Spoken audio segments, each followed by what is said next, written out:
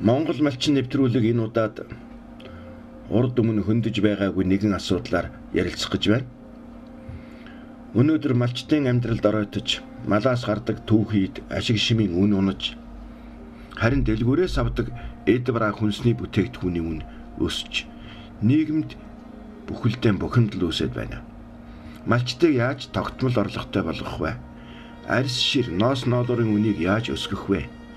Энэ талаар төрийн бодлого гэж одоо ер нь байна уу? Гэлцэж байна.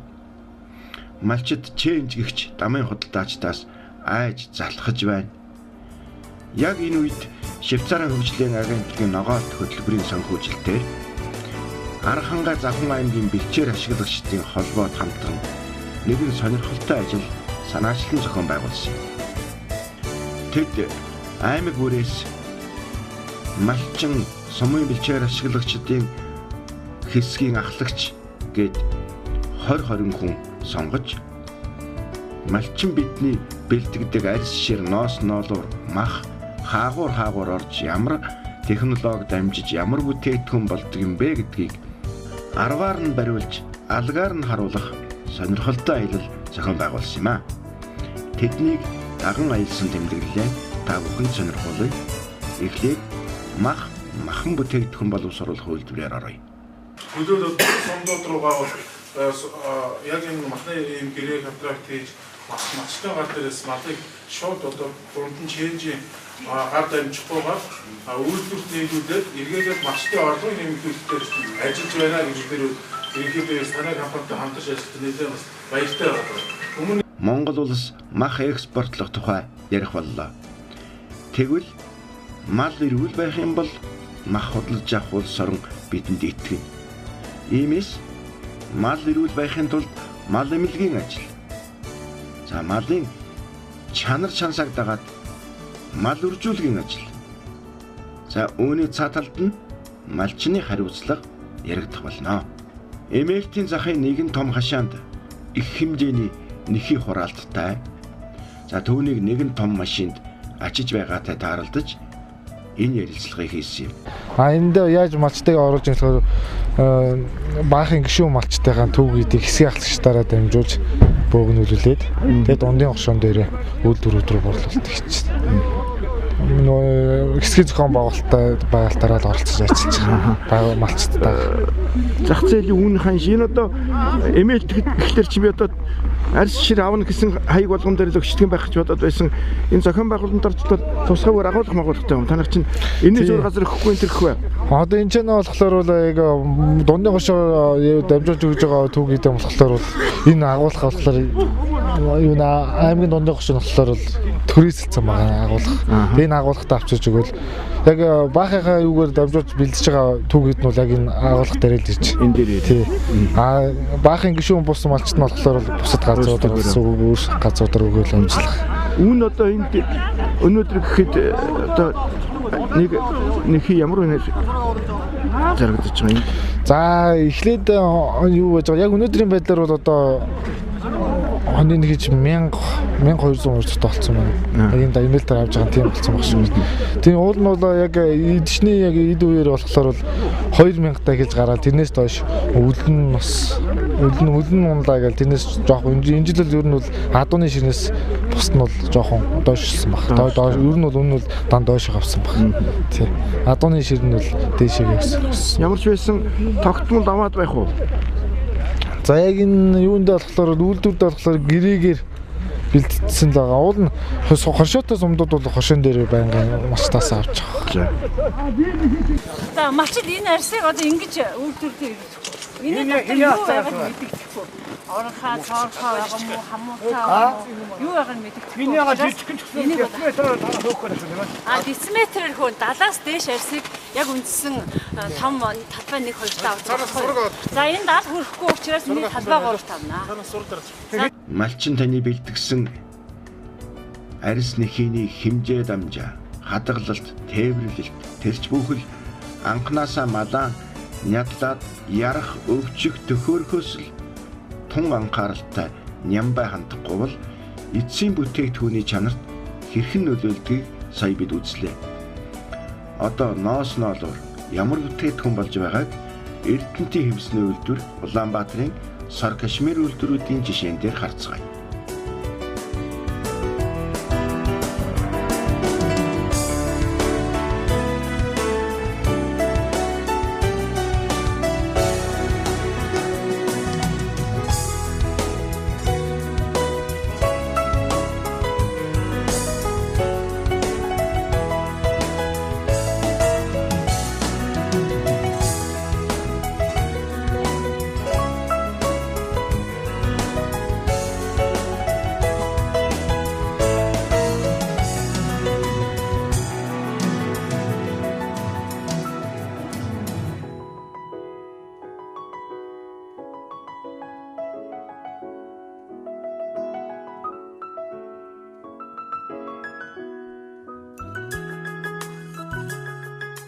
Тэгээ малчин бид нар чи юу юунаас илүү бахархалтай юм байна. Тэр эрдэнэт хэрэг ингээд ороод тэгээд миний нэг халзан цагаан хоньны маань нэхий арьсан те ийм юм болчтоо гэд. Тэгэхэд үнэхээр бахархаж байна бидэд. Малчин гэж бид нар хүн ингээд энэ тэнд очиод та ямар мэрэгчлээ гэж асуудаг байхгүй. Би малчаа гэдэг. Юу тэрэ чи бид нар чи бахархмаар би малчаа гэд. Стажинхэн цоглог хэлсэн. Цоглог тий. Яг үнэ. Тэр чи ста нэрээ тэгээ гутлаа хийгээд өмсчихөж байгаа. Дэйлээ хийгээд өмсчихөж байгаа. Бах юу бид нар ста нэрээ жинхэнэ тэрнээс хийхгүй мал. Хийхгүй юм алгамлаа. Арьс нэхий ноос ноодор гэдэг бэлтгэл, хадгалалт, боловсруулалт, тээвэрлэлтийн олон шат дамжиж байж үйлдвэрлэж байна. Тэр шат дамжлага бүрт стандартын шаардлага баримыг хангахгүй бол гологдол, хаягдал болж малчин таны хөдөлмөр үр дүнгүй, үйлдвэрийн бүтээгдэхүүн чанаргүй, за яаж игээд гарсан бүтээгдэхүүн өндөр үнэтэй болж гардаг байна. Үүнийг малчин бүр онцгой анхаармаар юм байна гэдгийг энэ аялалд оролцсон малчин бүхэн мэдэрч авсан. Энэ аяллаа бид нар одоо энэ улсын хаан юу үндэсний үйлдвэрүүдээр орж хийж байгаа бүтээгдэхүүнтэй танилцлаа. Хамгийн гол нь одоо бид одоо малчин бидний үйлдвэртэй нэг шууд холбож бүх зорилгоор үйлдвэртэй танилцаж үйлдвэрийн дэмэж цаг захирлуудтай уулзаж бас зөвлөгөө авах юм дээр зөвлөгөө авлаа. Хамгийн гол нь одоо тэгээ малчин бидний түүхий бэлтгэхдээ маш одоо технологийн дагуу цэвэр бэлтгэх шаардлагатай юм байна. Аль шиг гэсэн одоо яг технологийн дагуу давчиж одоо бэлтгэж нийлүүлэх хэрэгтэй юм байна. Хоньны ноосонд одоо тэмдэг хийж байгаа гэдэг манайх ч одоо нэг завын харгээд нэг харлаакаар будгийг одоо нэг цавуутай ойлоод ингээд тавьдсан ингээд тэмдэг хийсэн байна.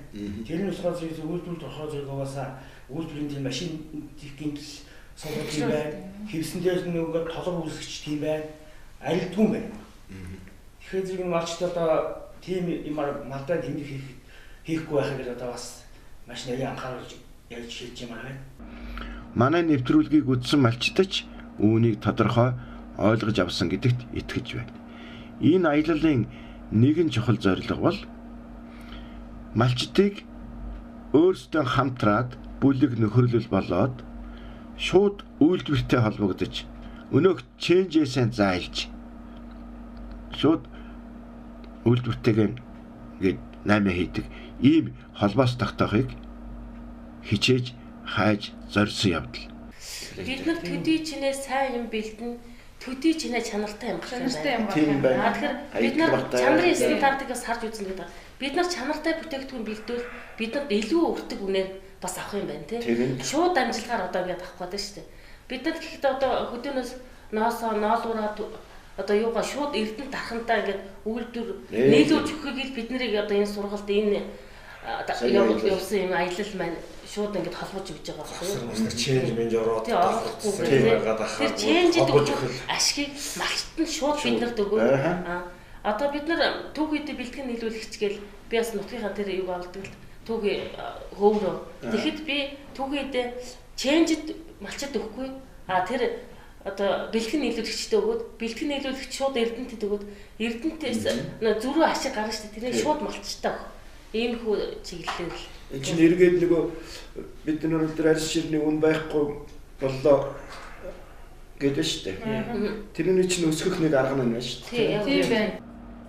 Энэ аяллалын зорилго нь малчтыг нь өөрсдийн бэлтгэж байгаа төвхөйдийг хаагур орж ямар үйлдвэрт хөрч ямар бүтээгдэхүүн болдгийг үзүүлэхээс гадна тэдний бэлтгэж байгаа төвхөйдийг дундын дамжлаггүй өөрөөр хэлбэл чэнжгүйгээр үйлдвэрт шууд тушаах ингээд тогтмол хоорондоо харилцаж малчтын орлогыг тогтмолжуулах боломжийг хайж явсан явдал юм. За энэ зорилтооч биелүүлж завхны бэлчээр ашиглагчдын холбоо Архангайн малчтын аймаг дундын хоршоо энэ зорилгоо биелүүлж үйлдвэрүүдтэй тодорхой гэрээ хэлцэл хийж авсан юм.